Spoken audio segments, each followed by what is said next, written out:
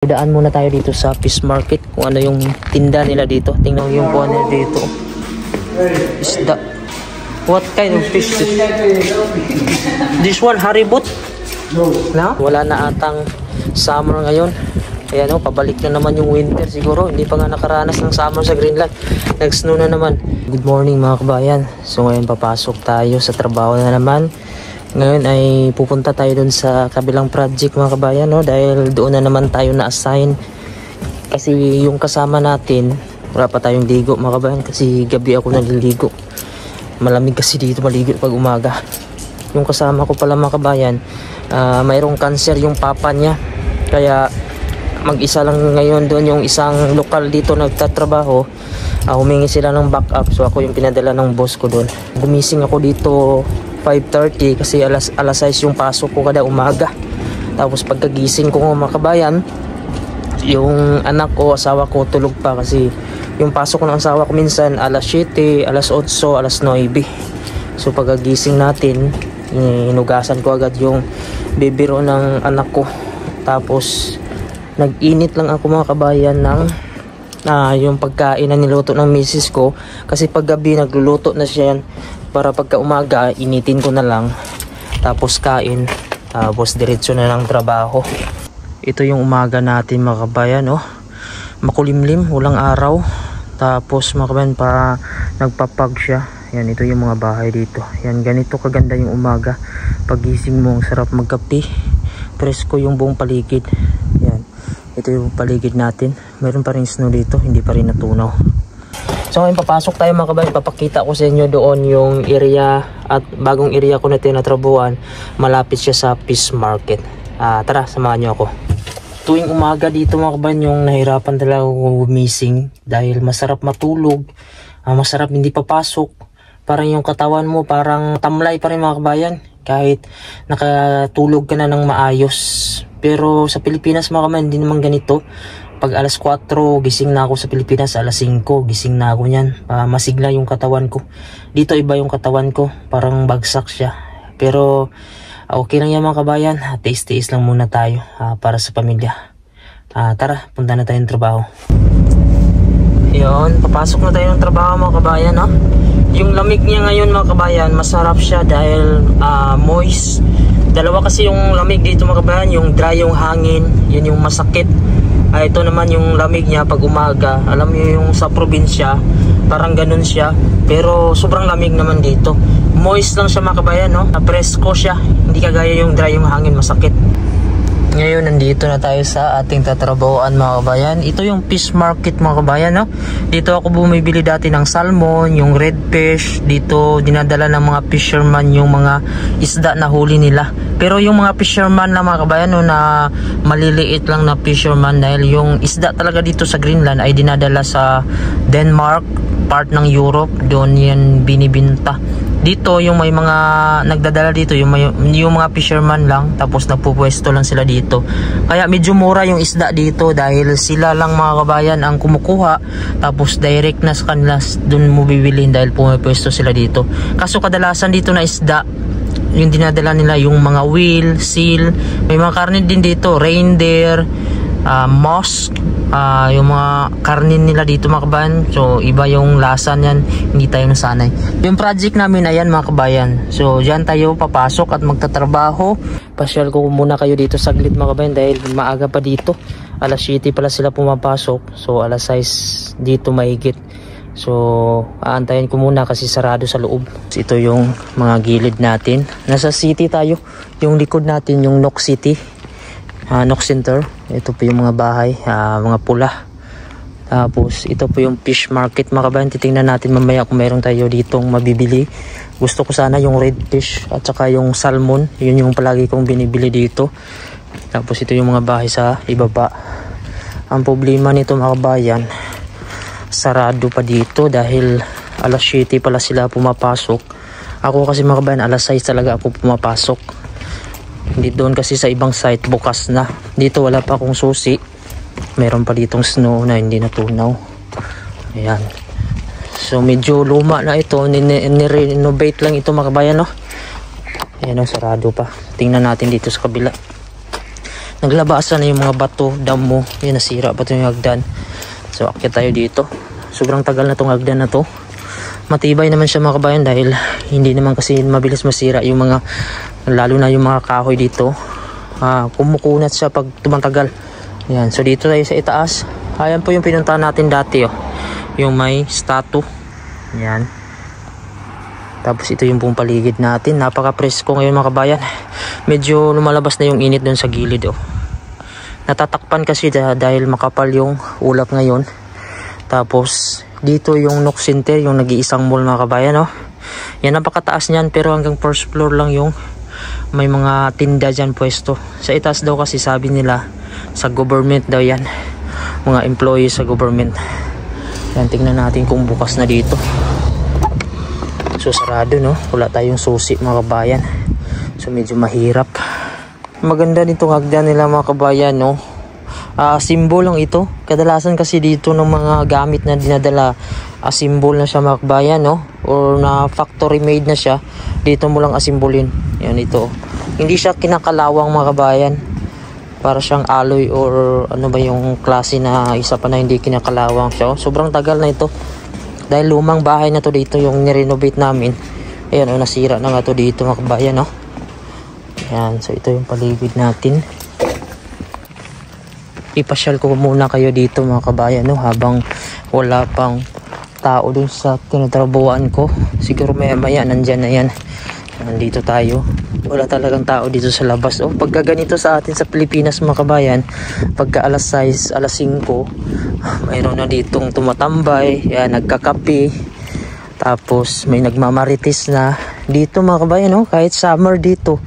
Malamig kasi kahit summer. Ang mga tao halos gusto nila nasa loob na lang ng kwarto. Lalabas yan mga kabayan, maya pa yan sila lalabas. Pagkadalasan yan pag may sikat ng araw. Meron namang lumalabas dito pero bihira lang. Tingnan nyo, wala talagang katao-tao mga kabayan, no? Yan, no? So kung gusto mong kausap dito, yun, hindi ka makakita. May mga bahay man dito pero walang tao. Dito muna ako sa sasakyan dahil wala pa yung kasama ko mga kabayan, no? Wala pang tao dito sa tinatrabuhan ko. Nasa 1 degree Celsius yung lamig. Napakasakit pa rin mga kabayan kapag tumambay ka sa labas. Kaya nagpainit muna ako dito sa loob dahil ako'y giniginaw mga kabayan. Pasakit yung kamay ko. Wala kasing araw. Tapos medyo mahangin kaya masakit yung lamig. 1 degree Celsius mga kabayan. Malapit na yun mag-negative. Dito na tayo sa loob. Nagpabukas tayo dun sa mga lokal, no? Dumating sila dito alas 7. Pero hindi pa naman yan sila magtatrabaho mga kabayan kasi magkakape pa yan. Mga 30 minutes at 1 oras pa yan mga kabayan magkakape bago sila magtatrabaho. So ako kasi mga kabayan, nainip na ako dahil alas 6 pa ako dito.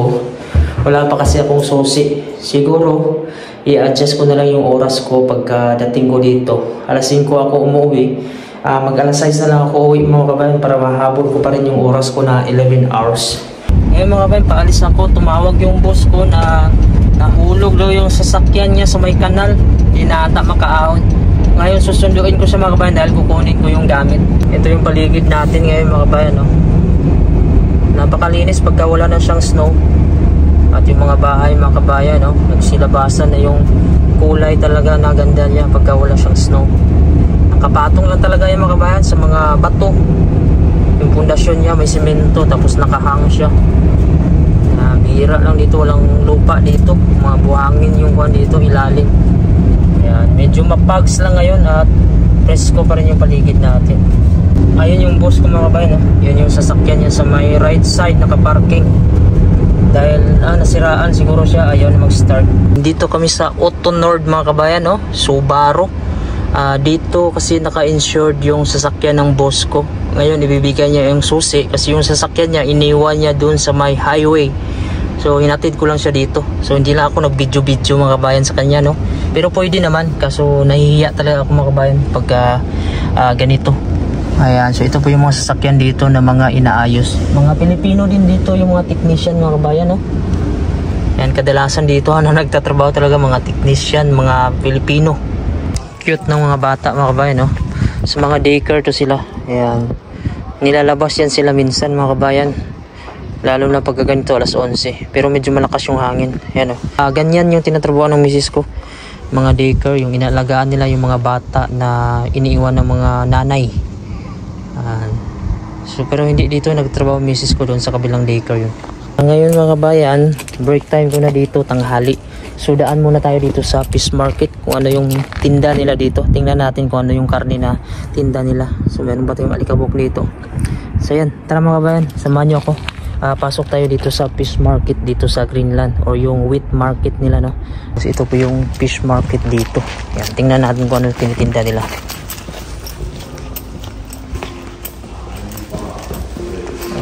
Mali. So yung po ano dito, isda. What's that?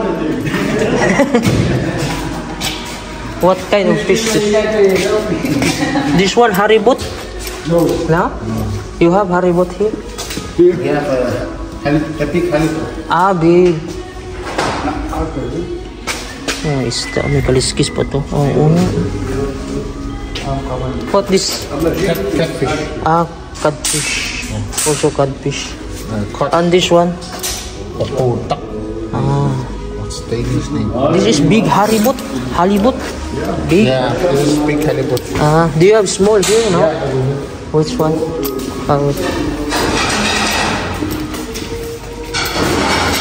That one. How much is kilo here? This one? Yeah. I don't know. Maybe 3 kilo? 3 kilo. How much did you pay? What you call? How much? Yeah. 75. 75. 70. 70. Yeah, per kilo. Cash here? Cash? Cash or mobile pay? Yeah. Maybe after yun I'll back here. I will try that. Halibut. So wala tayong nabili kasi yung isda nila doon mga kabayan, wala silang salmon at saka redfish. Ang sabi nila, next month pa daw yung salmon nila at redfish, mga June 15 daw estimated nila may makuha na daw silang salmon. Ganito kasi mga kabayan, pa summer pa lang, hindi pa kasi summer talaga ngayon.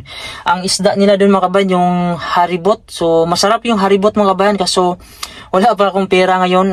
Hindi pa kasi dumating yung sahod ni Mrs. Mauna kasi magsahod si Mrs. So wala na akong budget ngayon mga kabayan. So siguro pagka darating yung budget niya sa sunod na araw, baka subukan namin yung haribut na isda. Tapos mayroon sila ditong codfish. Nakapamingwit ako dati ng codfish, kaso hindi ko makuha yung lasa talaga mga kabayan. Medyo malansa siya. Tapos may binibenta silang seal at saka whale na karne. Nasubukan ko na yung mga karne nila dito, pero hindi talaga mapasok sa kuwan ko mga kabayan yung lasa niya. Medyo matapang yung whale na karne mga kabayan. Tapos yung seal naman medyo malansa, basta yung kuwan hindi ko makuha talaga. Kaya yung isda nila dito, marami ang isda nila. Ang problema, ang klase sa isda nila kukunti lang. Hinahanap ko redfish kasi. So ngayon mga kabayan, pauwi na ako ng bahay dahil tanghali na dito at by break time muna tayo. Hello po mga kabayan, so ngayon nandito na ako sa bahay. Ang ulam namin dito, yung niloto ng misis ko, sitaw. Yan, tapos mayroong manok na hinalo. Tapos may itlog. Yan po yung anak ko. Nakakuhan siya mga kabayan, no? Naharot siya. Ayun ba yun sa Tagalog? Kurot. Nakambras mga kabayan yung mukha niya, oh. Ayan, oh. Nakambras siya ng bata ba. Kaya hindi pumasok ngayon yung anak ko tsaka yung asawa ko sa daycare dahil parang nananaginip yung anak ko kagabi. Hindi siya makatulog. Tapos sinisipon siya. Kaya nagpahinga muna ngayon, oh. Medyo sinisipon yung anak ko. Mayroon kasi anak doon na mahaba yung kuko. Nakuha yung kamay niya. Nakuha yung kamay dito sa anak ko. Ngayon pupunta ako doon sa may auto shop dahil dadalhin ko itong sasakyan mga kabayan. Papalitan na siya ng summer tire kasi ngayon mga kabayan winter tire pa yung gamit namin dito kasi nga late yung pagpalit dito ng tire. Actually dapat nung nakarang buwan, kaso nag-snow pa siya. Ngayon parang hindi na daw mag-snow, kaya ngayon ay pupunta tayo, papalitan natin ito ng summer tire, itong gulong. Ito kalinis yung daanan mga kabayan, wala na talagang snow sa mga daan, madadaanan sa sasakyan, kaya pwede nang palitan ng summer tire, itong winter tire. Ito po yung Ders Auto mga kabayan, o palitan ng mga gulong dito sa mga sasakyan. Tapos yung company namin at bahay, dyan lang mga kabayan. So magkatabi lang sila. So ngayon papasok tayo mga kabayan, no? Pasok ito yung sasakyan para mapalitan na ng gulong. Ngayon mga kabayan, no, napalitan na ng gulong yung ating sasakyan. Ito po yung winter tire mga kabayan, no. May tusok-tusok po siya. Ayan, para kakapit ito sa mga snow, hindi siya madulas. So yung pinalit yung normal tire mga kabayan, no. Yung gaya sa atin, ito, normal tire na ito. Ayan, so ngayon ang gagawin natin, ilalagay natin itong winter tire dito kasi kukunin lang daw ng kasama natin kasi siya ang magtatago nito para sa winter, gagamitin na naman to. So 4 na piraso. Ito yung panahon natin mga kabayan, no?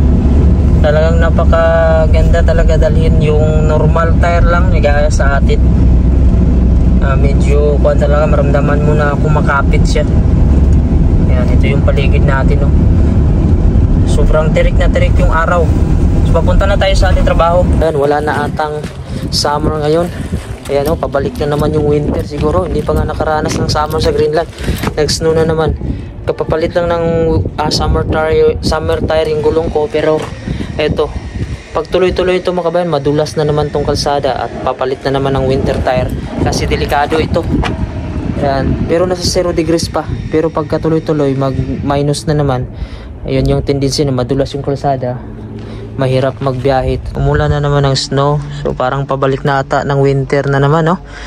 Kaya pala makulimlim kanina, bubuhos pala yung snow. Ayan, no? Medyo matutunaw din to dahil nasa 0 degrees tayo. Ayan mga kabayan, uwi na tayo, no? So may snow pa rin siya, pero kunti na lang. Hindi siya mabubuo dahil hindi pa minus degrees dito. Ako naman yung pinakahuli umuwi mga kabayan, pero ako yung unang pumasok kanina. Kasi sila dito mga kabayan, alas 4, pumapasok sila alas 7 ng umaga, alas 3, alas 4, uwi na yan sila. Ako kasi nag-overtime ako, sayang din naman yung oras mga kabayan, no? Pagkakaya pa natin. Ayan, biyahe na tayo mga kabayan, pauwi ng bahay. Natutunaw lang yung snow, pagka warm kasi siya, hindi siya nabubuo. Pero pagka mag-minus na naman ito mga kabayan, yan na naman, mag-uumpisa na naman maiipon yung snow at madulas na naman yung kalsada natin. Kakapalit lang natin ng summer tire kahapon, pero ito nag-snow na naman. Grabe yung kuhan dito sa Greenland, yung panahon unpredictable talaga. Kasi nakaraang taon mga kabayan, April, yun yung pinakahuling snow. Ngayon mag-June na mga kabayan, katapusan na. Mayo na, katapusan na ng Mayo, ilang araw na lang June na, yung start ng summer. Pero may pahabol pa na snow sa Greenland. Nagbabayag na nga yung ibang tao. Ito po yung center dito mga kabayan. At sa harap, yan yung hotel. Snow pa rin dito mga kabayan, no? Dito na tayo sa bahay. Ito yung buong paligid, oh. Hindi lang natin makikita yung snow sa ibaba dahil kusa siyang natutunaw. Ito, parang naging ulan na lang siya, pero sa itaas buo pa siya. Warm na kasi, kaya yan yung nangyari. Ayan mga kabayan, tulog yung dalawang anak ko. Ang misis ko mga kabayan, pagdating ko, umalis siya kasi meron silang meeting dun sa trabaho nila. Ayan. So ito mga kabayan, nagluto din yung misis ko ng biko. Ayan. So ito yung biko na niluto niya. Tapos meron pang gulay dito. Ito yung ulam ng na sitaw. Magkape tayo mga kabayan, no? Kasi yung panahon natin, oh. Ito yung summer dito sa Greenland. Ayan. Nag-i-snow pa siya, no? Ayan. So masarap magkape ngayon. Ito mga kabayan, kain po tayo ng biko. Tapos mayroon pong Energin. So sakto, gutom ako at medyo nilalamig. Tapos ito po yung biko na niluto na aking asawa. Yan. So wala pa nakalahati mga kabayan. Sarap ito mga kabayan, halo sa Energin.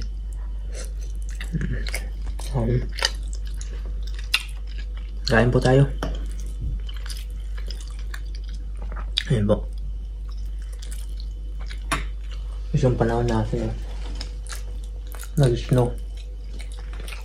Takpan na natin kasi maliwanag mga kabayan dito.